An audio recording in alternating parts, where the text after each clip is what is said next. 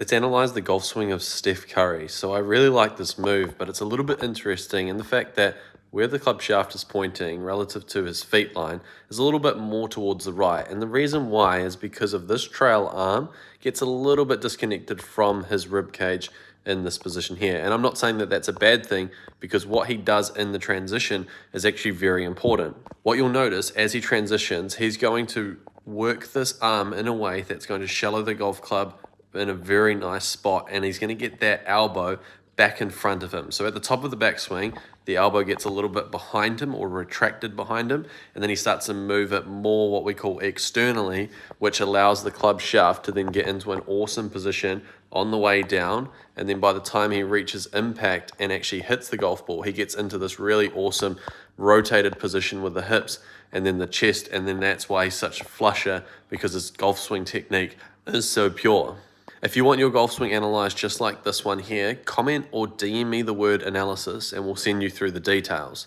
And so for Steph, I don't know what he's working on with his coach, but in my eyes, the way that he transitions the club and gets it into the hitting zone is unbelievably good. As he swings the club back, he does get an awesome hip rotation there, hip turn, as his lower body starts to move in the direction that we'd want it to, and that right leg will start to extend as he swings the club back up to the top of the backswing. And that's why at the top of the backswing he gets this nice arm structure there, but just with that trail arm being a little bit more retracted behind him,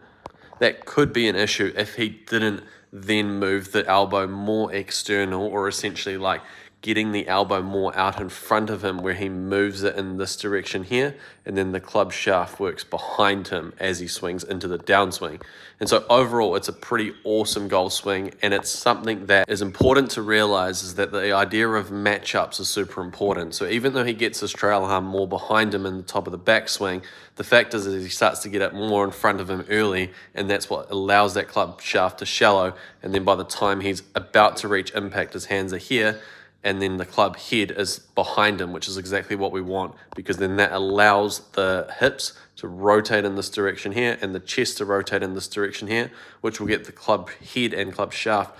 in line and back on target, so that he can swing the golf club towards his intended target and then produce the ball flight that he's looking for. Overall, it's an incredible golf swing, and there's absolutely no wonder why he's as good as what he is on the golf course.